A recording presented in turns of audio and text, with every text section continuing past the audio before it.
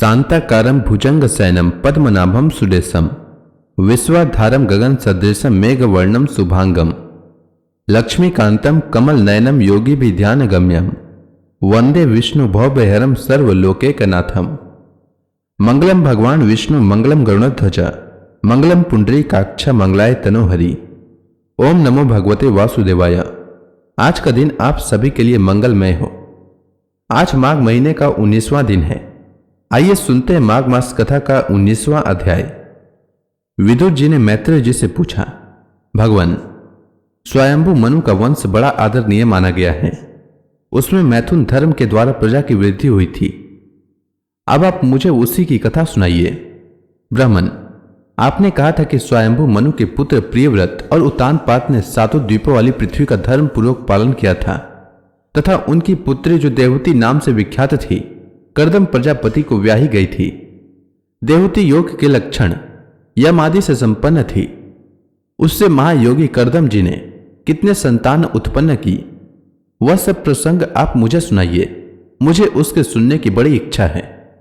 इसी प्रकार भगवान रुचि और ब्रह्मा जी के पुत्र दक्ष प्रजापति ने भी मनु जी की कन्याओं का पानी ग्रहण करके उनसे किस प्रकार क्या क्या संतान उत्पन्न की, यह सब चरित्र भी मुझे सुनाइए। मैत्रेय जी ने कहा, विदुर जी, जब ब्रह्मा जी ने भगवान कर्दम को आज्ञा दी कि तुम संतान की उत्पत्ति करो तो उन्होंने 10,000 वर्षों तक सरस्वती नदी के तीर पर तपस्या की। वे एकाग्र चित्त से प्रेम पूर्वक पूजनोपचार द्वारा शरणागत वरदायक श्रीहरि की आराधना करने लगे। तब सतयुग के आरंभ में कमल नयन भगवान श्रीहरि ने उनकी तपस्या से प्रसन्न होकर उन्हें अपने शब्द ब्रह्ममय स्वरूप से मूर्तिमान होकर दर्शन दिए। भगवान की वह भव्य मूर्ति सूर्य के समान तेजोमयी थी। वे गले में श्वेत कमल और कुमुद के फूलों की माला धारण किए हुए थे। मुख कमल नीली और चिकनी अलकावली से सुशोभित था। वे निर्मल वस्त्र धारण किए हुए थे। सिर पर झिलमिलाता हुआ स्वर्णमय मुकुट, कानों में जगमगाते हुए कुंडल और कर कमलों में शंख चक्र गदा आदि आयुध विराजमान थे। उनके एक हाथ में क्रीड़ा के लिए श्वेत कमल सुशोभित था। प्रभु की मधुर मुस्कान भरी चितवन चित्त को चुराए लेती थी। उनके चरण कमल करुड़ जी के कंधों पर विराजमान था तथा वक्ष स्थल में श्री लक्ष्मी जी और कंठ में कौस्तुभ मणि सुशोभित थी। प्रभु की इस आकाश स्थित मनोहर मूर्ति का दर्शन करके कर्दम जी को बड़ा हर्ष हुआ, मानो उनकी सभी कामनाएं पूर्ण हो गई हो। उन्होंने सानंद हृदय से पृथ्वी पर सिर टेक कर भगवान को साष्टांग प्रणाम किया और फिर प्रेम प्रवण चित्त से हाथ जोड़कर सुमधुर वाणी से वे उनकी स्तुति करने लगे।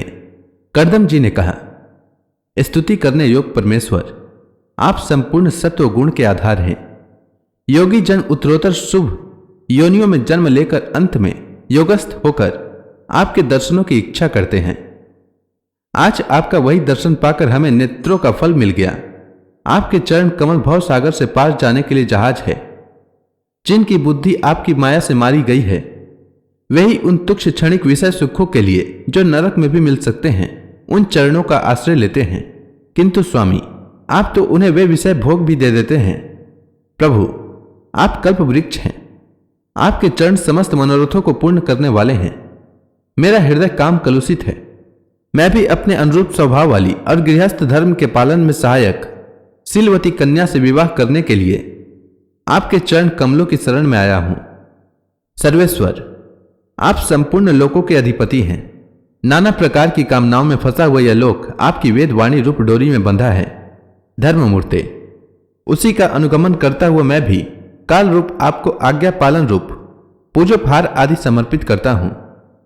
प्रभु, आपके भक्त विषयासक्त लोगों और उन्हीं के मार्ग का अनुसरण करने वाले मुझ जैसे कर्म जड़ पशुओं को कुछ भी न गिनकर आपके चरणों की छत्र छाया का ही आश्रय लेते हैं तथा परस्पर आपके गुणगान रूप मादक सुधा का ही पान करके अपने सुधा पिपास आदि दे धर्मों को शांत करते रहते हैं। प्रभु, यह काल चक्र बड़ा प्रबल है। साक्षात ब्रह्म ही इसके घूमने की धुरी है। अधिक मास सहित 13 महीने अरे हैं। 360 दिन जोड़ हैं। 6 ऋतुएं नेमी हैं। अनंत क्षणपल आदि इसमें पत्राकार धाराएं हैं तथा 3 चतुर्मास्य इसके आधारभूत नाभि हैं। यह अत्यंत वेगवान संवत्सर रूप काल चक्र चराचर जगत की आयु का छेदन करता हुआ घूमता रहता है, किंतु आपके भक्तों की आयु का हानि नहीं कर सकता।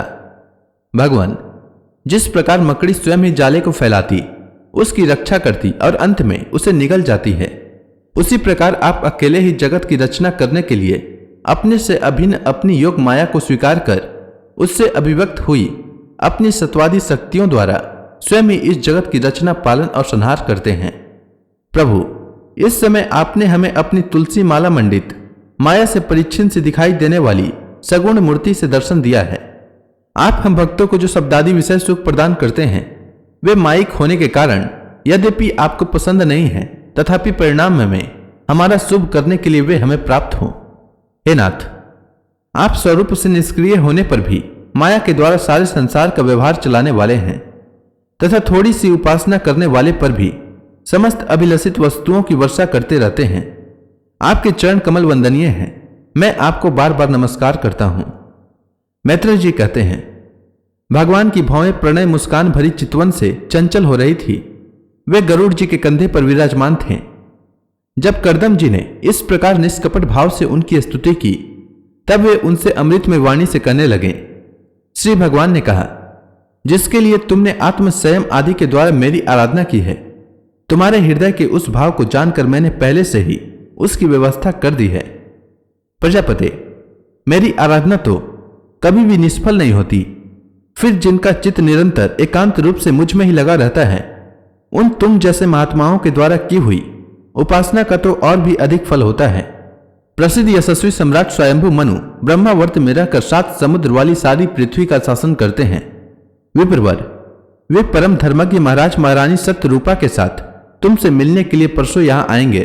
उनकी एक रूप यौवन, शील और गुणों से संपन्न श्याम लोचना कन्या इस समय विवाह के योग्य है।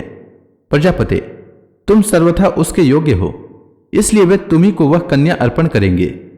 ब्राह्मण, गत अनेकों वर्षों से तुम्हारा चित्त जैसी भार्या के लिए समाहित रहा है, अब शीघ्र ही वह राजकन्या तुम्हारी वैसी ही पत्नी होकर यथेष्ट सेवा करेगी। वह तुमसे 9 कन्याएं उत्पन्न करेगी और फिर तुम्हारी उन कन्याओं से लोक रीति के अनुसार मरीचि आदि ऋषि गण पुत्र उत्पन्न करेंगे।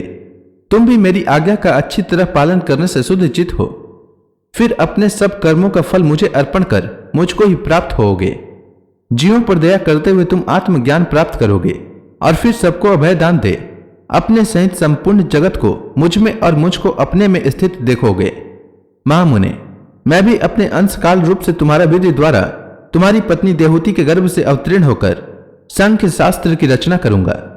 मैत्रेय जी कहते हैं, विदुर जी, कर्दम ऋषि से इस प्रकार संभाषण करके इंद्रियों के अंतर्मुख होने पर प्रकट होने वाले श्रीहरि सरस्वती नदी से घिरे हुए बिंदुसर तीर्थ से अपने लोक को चले गए। भगवान के वैकुंठ मार्ग की सभी सिद्धेश्वर प्रशंसा करते हैं। वे कर्दम जी के देखते देखते अपने लोक को सिधार गए। उस समय गरुड़ के पक्षों से जो शाम की आधारभूता ऋचाएं निकल रही थी, उन्हें वे सुनते जाते थे। विदुर जी, श्रीहरि के चले जाने पर भगवान कर्दम उनके बताए हुए समय की प्रतीक्षा करते हुए बिंदु सरोवर पर ही ठहरे रहे।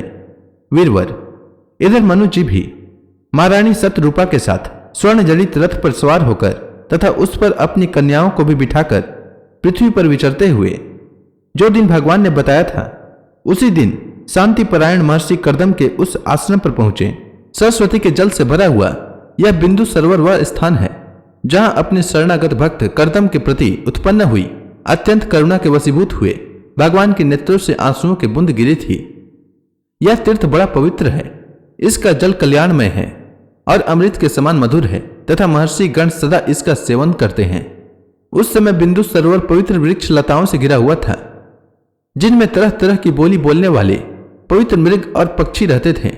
वह स्थान सभी ऋतुओं के फल और फूलों से संपन्न था और सुंदर वन श्रेणी भी उसकी शोभा बढ़ाती थी। वहां झुंड के झुंड मतवाले पक्षी चहक रहे थे, मतवाले भौरे मंडरा रहे थे। उन्मत्त मयूर अपने पिच्छ फैला फैला कर नट की भांति नृत्य कर रहे थे और मतवाले कोकिल कुहू कुहू करके मानो एक दूसरे को बुला रहे थे। वह आश्रम करंब, चंपक, अशोक, करंज, बकुल, असन, कुंद, मंदार, कुटज और नए नए आम के वृक्षों से अलंकृत था। वहां जलकाग, बतख आदि जल पर तैरने वाले पक्षी, हंस, कुकुर, जलमुर्ग, सारस, चकवा और चकोर मधुर स्वर से कलरव कर रहे थे। हरिण, सुअर, स्याही, नीलगाय, हाथी, लंगूर, सिंह, वानर, नेवले और कस्तूरी मृग आदि पशुओं से भी वह आश्रम घिरा हुआ था। आदिराज महाराज मनु ने उस उत्तम तीर्थ में कन्या के सहित पहुंचकर देखा कि मुनिवर कर्दम अग्निहोत्र से निवृत्त होकर बैठे हुए हैं। बहुत दिनों तक उग्र तपस्या करने के कारण वे शरीर से बड़े तेजस्वी दिख पड़ते थे तथा भगवान के स्नेह पूर्ण चितवन के दर्शन और उनके उच्चारण किए हुए कर्णामृत रूप सुमधुर वचनों को सुनने से इतने दिनों तक तपस्या करने पर भी वे विशेष दुर्बल नहीं जान पड़ते थे। उनका शरीर लंबा था, नेत्र कमल दल के समान विशाल और मनोहर थे, सिर पर जटाएं सुशोभित थी और कमर में चिर वस्त्र थे। वे निकट से देखने पर बिना शान पर चढ़ी हुई महामूल्य मणि के समान मलिन जान पड़ते थे। महाराज स्वयंभू मनु को अपनी कुटी में आकर प्रणाम करते देख उन्होंने उन्हें आशीर्वाद से प्रसन्न किया और यथोचित आतिथ्य की रीति से उनका स्वागत सत्कार किया। जब मनु जी उनकी पूजा ग्रहण कर स्वस्थ चित्त से आसन पर बैठ गए, तब मुनिवर कर्दम ने भगवान की आज्ञा का स्मरण कर उन्हें मधुर वाणी से प्रसन्न करते हुए इस प्रकार कहा, देव, आप भगवान विष्णु की पालन शक्ति रूप हैं, इसलिए आपका घूमना फिरना निसंदेह सज्जनों की रक्षा और दुष्टों के संहार के लिए ही होता है। आप साक्षात विशुद्ध विष्णु रूप हैं तथा भिन्न भिन्न कार्यों के लिए सूर्य, चंद्र, अग्नि, इंद्र, वायु, यम, धर्म और वरुण आदि रूप धारण करते हैं। आपको नमस्कार है। आप मणियों से जड़े हुए जयदायक रथ पर सवार हो अपने प्रचंड धनुष की टंकार करते हुए उस रथ की खड़खड़ाहट से ही पापियों को भयभीत कर देते हैं और अपनी सेना के चरणों से रौंदे हुए भूमंडल को कांपते अपनी उस विशाल सेना को साथ लेकर पृथ्वी पर सूर्य के समान विचरते हैं। यदि आप ऐसा न करें तो चोर डाकू भगवान की बनाई हुई वर्णाश्रम धर्म की मर्यादा को तत्काल नष्ट कर दें तथा विषय लोलुप निरंकुश मानवों द्वारा सर्वत्र अधर्म फैल जाए। यदि आप संसार की ओर से निश्चिंत हो जाएं, तो यह लोक दुराचारियों के पंजे में पड़कर नष्ट हो जाए। तो भी वीरवर, मैं आपसे पूछता हूं कि इस समय यहां आपका आगमन किस प्रयोजन से हुआ है? मेरे लिए जो आज्ञा होगी उसे मैं निष्कपट भाव से सहर्ष स्वीकार करूंगा। तो इसी के साथ यह अध्याय समाप्त हुआ। इसके बाद स्वयंभू मनु ने कर्दम जी से क्या कहा वह मैं अगले अध्याय में सुनाऊंगा। तब तक के लिए भगवान हरि का नाम लेते रहें। तो प्रेम से बोलिए भगवान विष्णु की जय, श्री कृष्ण भगवान की जय, लक्ष्मी माता की जय, तुलसी माता की जय, समस्त देवी देवताओं की जय।